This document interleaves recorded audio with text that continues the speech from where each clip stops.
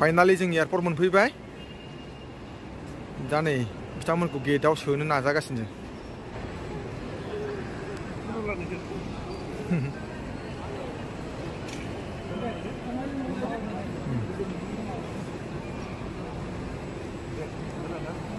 दे मोजां थांबाय जाबाय दा बिदिनो दे मोजां थांलायनाय जाबाय दे जाबाय दा माने दे औ दे बाय थांबाय बिसोरो नै ओरै हाबसिगोन ओरै लाइन थायो लाइनाव बिसोरो नै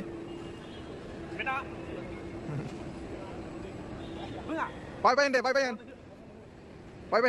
बाय बाय टाटा दे बाय होनदो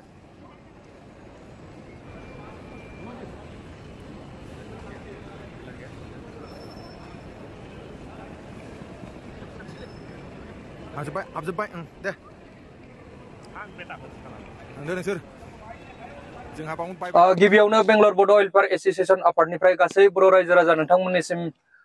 फिन खुलुमनाय जासिहरबाय जोङो दिनै मोनसे गोदान भिडिअ लानानै फैदों रायजोफोर BBW आफादनिफ्राय दा बावैसो सिगां माखासे जाथायफोर जानानै थांदों बे जाथाया जादों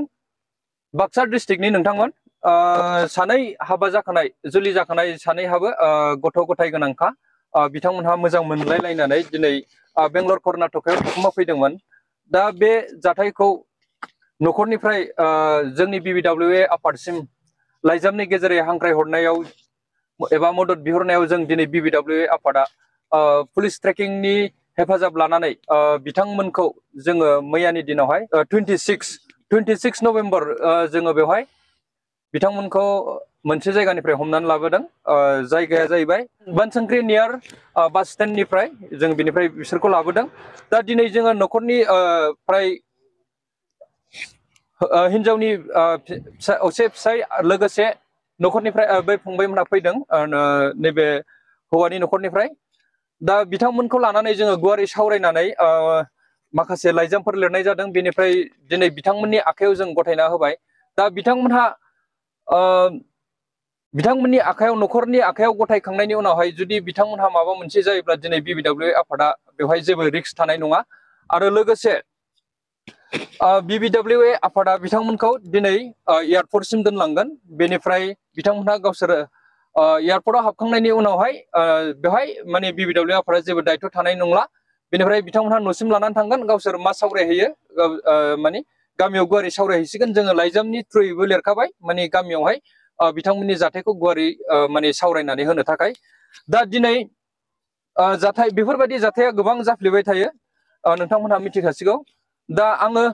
बिथांमोननि खुगानिफ्रायनो गावसिनि थंफोरखौ बा गावसिनि मुंफोरखौ खिन्थानानै लानो थाखाय आङो खावलायबाय दे नोङो नोंनि ओरै लानानै खोन्था जिरायनानै जायो दे खुलुमबाय आंनि नामा इरिना सरगयारि आं हावलि गयखान्दा गामिनि हावलि दे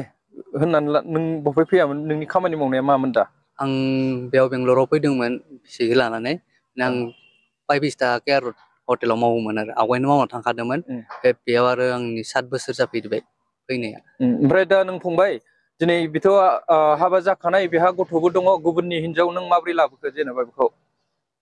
मोजां मोननायनि माबायाव जराव लाबोनाय जाबाय माने मोजां मोननायनि जरावहाय ओमफ्राय नोंहाबोथ' सासे बिसि दंखायो आरो गथ'बो दं नङा होमबा दा बिनि सायाव बिदि नोंहा फेमिलि थाखानानैबो नों माब्रैहाय बेफोरबायदि खामानिखौ मावनो हाखो बे सानसनो हायि जर जानाय सानसनो हायियाव दे जाबाय दे दा नोंनि एड्रेस आरो नोंनि नाम बेनिफ्राय नोङो दिनै नोंहा हौवा दंखायो आरो नैबे फंबायहाबो हिनजाव दंखायो आरो नोंनि बायदि सेम गथ' दंखायो बेहा दा नोङो हाबा जाखानाय नोंहा फिसाय दंखायो आरो नों माब्रैहाय बे गुबुन हौवाजोंहाय बोरै बेंगलरसिम खारबोनो हाखो जोंनो बे डिटेलखौ नांगौ खुलुमबाय आंनि मुङा राजिमा बसुमतारी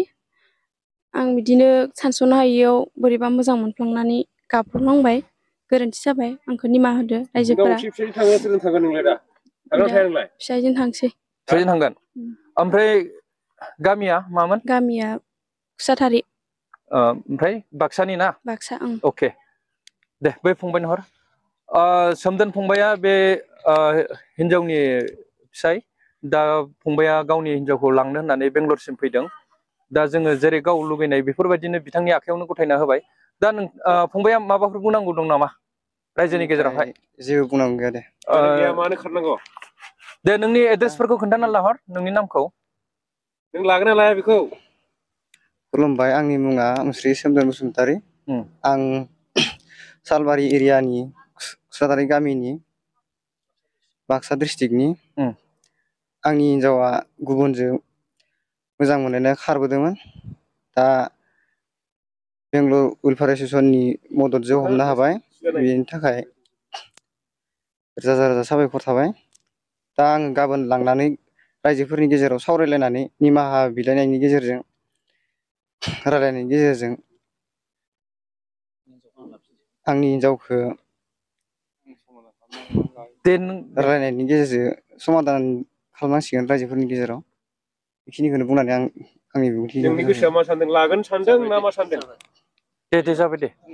गावसोर रायजोनि आखायाव होगारबाय हा सार दा जोङो नैबे फंबायमोनहाथ' लांनो फैबाय नङा होमबा बिथांमोनहाबो न'खरनिखा बिथांमोनहाबो माने फंनैसो माबाफोर बुंहरोबा गाहाम जागोन खुलुमबाय आंनि नामा चिरन्जित देउरि जों बाक्सा डिस्ट्रिक्टनि सावलि ओनसोलनि सिङाव थानाय दा जिहेथु बे सेंग्राया जायबा हिनजावखौ लाना खारबोदों बे आंनि बिबोनां जायो बिखौ आं लांनो फैदों दिनै आदामोननि मदद मोननायजों लोगोसे बिसोरखौ हमना दोननायजों लोगोसे जों दिनै आदामोना जोंनो गथायना होबाय बेखायनो दा जों दा माने आदामोन गथानो लोगोनो जों माने लांफिनो होननानै फैदों आरो दा बेखायनो आदामोननि सिङाव बड'लेण्ड माबा आदामोनखौ बेंगलर बड' वेलफेयार एस'सियेसननिया सोद्रोमाफोरखौ रोजा रोजा साबायखर थाबाय आं एसेनिखौनो बुंनानै गोजोननाय थाबाय दे रायजोफोर दा बेखिनियानो नोंथांमोन दा क्लियार जाखाबाय बेफोरबायदि जाथाया बार बार जायो दा दिनै जोङो बेखिनियावनो बे दिनैनि सुंद' मेलखौ एसेयावनो फोजोबनाय जाबाय गोजोन्थों रायजोफोर